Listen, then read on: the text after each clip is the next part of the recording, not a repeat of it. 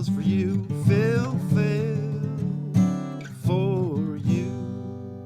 When I was 13 years old and my dad retired from the Army and we moved to Hickory, North Carolina, that year I was suspended 5 times. I had never been suspended or made a C in my life.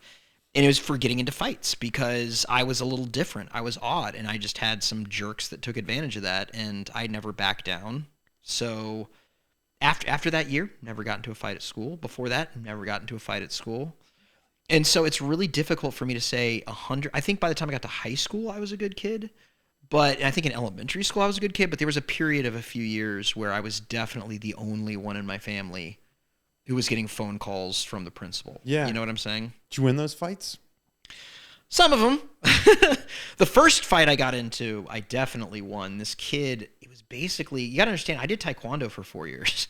So, I mean, You were a skilled opponent. Kind of, but the thing is, though, I didn't like fighting. I didn't identify with that at all. But I remember my first year in 7th grade when I was outside, this kid just basically, there was this girl who, I can't believe I haven't thought about this in so long. There was this girl who said that she liked me, and I said that I just kind of politely declined because I didn't really know anyone. I just thought it was weird. It was like my first day there, or like my second week or first week, and so I was just like, no, thank you. And she got really upset about that, and she was kind of popular, and she knew a bunch of guys, and so she just, I don't know if she spread rumors about me or if she. But this group of kids kind of convened around me after school one day and they were just, schoolyard, whatever, and just like saying stuff. I didn't really care. But there was one kid who I don't even think that was part of their friend group, but wanted to fit in. Mm-hmm. And he just reached over at one point and I had like a John Connor Terminator 2 kind of, everyone did in the 90s, you know?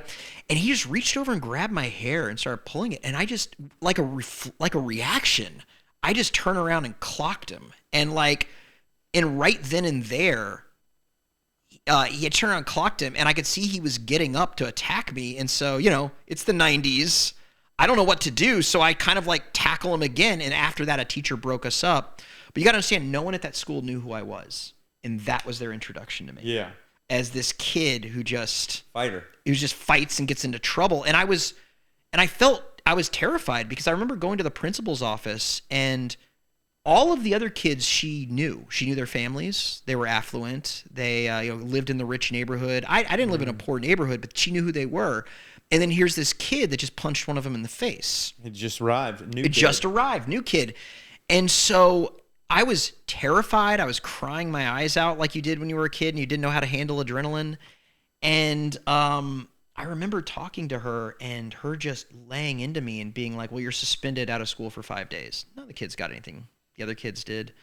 They may have gotten in-school suspension, and so that, I think, that year kind of started, just for that year, kind of started a bit of a trend where there were a couple of times where the same thing happened, where a kid would come up and just put me in an awkward position and I'd defend myself, but the school had a really dated policy that some schools still have where if you get into a fight, both parties are suspended.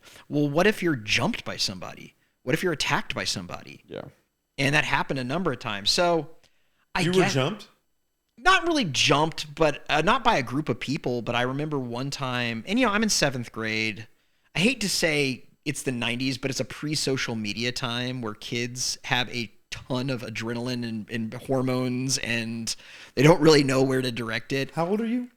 I'm 40. Okay. So this would have been like 1996. I'm 46, and I was jumped by multiple kids in both Texas and in Mississippi. There was something about... Wow, those are some rough states to be jumped in, too.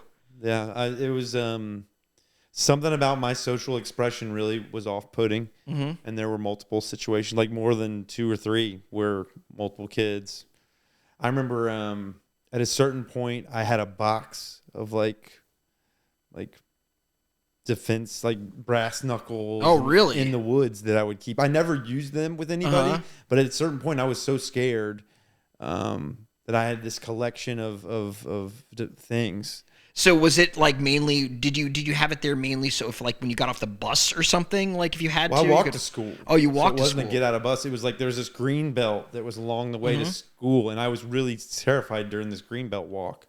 that something would happen. And so I had a box in the green belt hidden. You know, Phil, when you are different in any way, shape, or form, and for me it was the OCD thing, like, and you're a kid, and especially, and I have no idea what kids go through today in this regard, but like, I remember like the bus, for example, kids see terror at that point in their life that they may never see again for their life. Because, I mean, I remember being on the bus, especially in 6th grade, and there were kids on there that should be in jail. They were like monsters.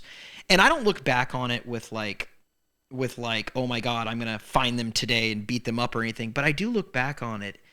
And sometimes when I think about it, I do get this visceral reaction. And it's like this little taste sometimes. It's not, I don't even call it a flashback, but a little taste sometime of it just shoots through me. And it's a millisecond of what that feeling was like, of just pure terror. Yeah. When kids are bigger than you and there's no one looking out. You know what I'm saying? Yeah, there's nothing. Yeah, you don't have.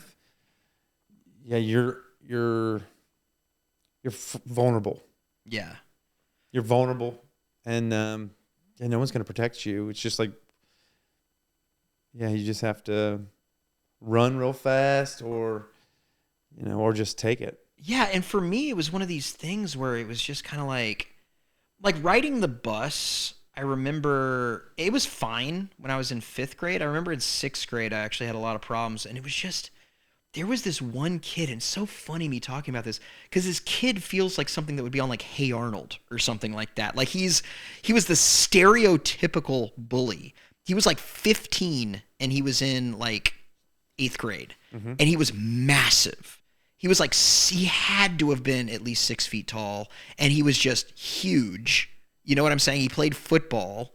I actually don't even think they'd let him onto the football team because he was so big. And he used to just find different kids to pick on.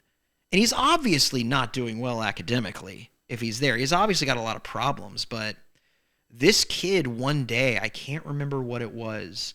I was on this bus, and this kid, he just saw me, and I guess I just looked like prey. And he said to me basically like, I got into an argument with one of his friends, and he was like, yeah, you know what? I don't like that you got into that argument. So basically, over the course of the year, I'm going to give myself three times, and you won't know when they're coming. And I'm like, what do you mean 3 times? Like 3 times when I can hit you. And I'm like, what? Even as a kid, I was like, I don't really like the logic of that. And no, thank you. No, thank you. And I was like, no, thank you. And I remember that day he did the first one. I was sitting there, and he was sitting in the seat, and I thought he wasn't paying attention because he had like headphones on. And he takes his giant hand that looks like a friggin' catcher's mitt and just goes whap and hits my leg as hard as he can.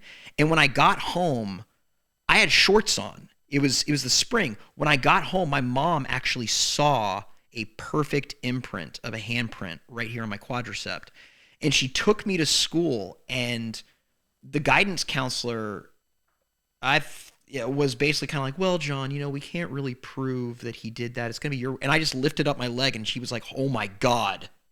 And I don't know what happened to that kid, but like, I stopped riding the bus. But I just remember through the rest of my life, because, I was never in the military. I'm not a combat vet. Yeah. I've never been in a really like physically traumatic situation like that. When I think of fear, and I think of trauma, and I think of just pure fear where you just feel helpless and you're shaking, that's what I think of, is like public friggin' 6th grade.